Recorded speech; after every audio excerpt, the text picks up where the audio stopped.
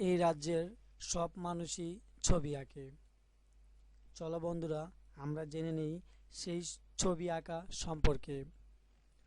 গত শুক্রবার সন্ধ্যায় খাজুরাহ নৃত্য উৎসবে ছিল কৃষ্ণনী বিজয় কুমারের ভারতনাট্যম নৃত্য। ছবি প্রথম আলো বহু চিত্রকর ভয়ঙ্কর যোগ দিয়েছিল। খাজুরাহের নৃত্য উৎসবে প্রদর্শন করেছেন নিজেদের ছবি ও ভাস্কর্য। এছাড়া মেলায় মিলেছে পৌরাণিক কাহিনীর চরিত্রগুলোর ধাতব ভাস্কর্য। আর্ট মাঠে ঠাঁই মিলেছে পৃথিবীর প্রায় 20টি দেশের শিল্পীদের চিত্র ও শিল্পকর্ম। 550-র বেশি ছবি রয়েছে সেখানে। সেসব দেখে শেষ করা বেশ সময় সাপেক্ষ। প্রদর্শনী কেন্দ্রের বাইরে চলছে মেলা, সেখানেও রয়েছে ছবি বিক্রয় বহু স্টল।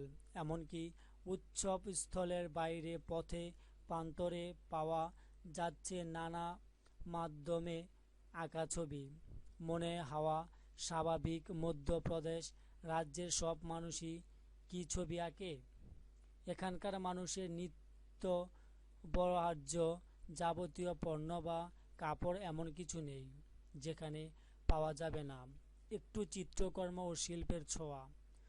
গতকাল শনিবার সন্ধ্যায় খাজুরাহ নৃত্য উৎসবের মূল মঞ্চে ছিল ভুবনেশ্বরের শিল্প সৌম্য ব্রুসের ওড়িশি নৃত্য, নয়াদিল্লির নীলাকাশী রায়ের কম্বল, ইরফানের মানাসি থিয়াম ও এন এমোসানা থেবির মণিপুরী এবং ইন্দোরের চিত্র হামলাকারীদের দলীয় কঞ্চন।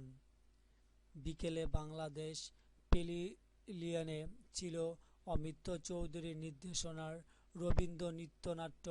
আর আমাদের অঞ্চলে রবীন্দ্রনাথ ঠাকুরের বেশ কিছু গান নিয়ে এই নৃত্যটা বেশ কয়েকবার পরিবেশিত হয়েছে ঢাকায়। অমিত জানান, উৎসবের শেষ দিনে ভারতনাট্যম পরিবেশন করবে তার সংগঠন কর্মরত শুরু। এই নিয়ে ভীষণ রোমাঞ্চিত তিনি ও তার দলের শিল্পীরা। আত্মবিশ্বাসের সঙ্গে অনেকবার মহড়ার অংশ নিয়েছেন তারা। প্রত্যাশা, এখানকার দর্শকদের নিরাশ করবেন না তারা।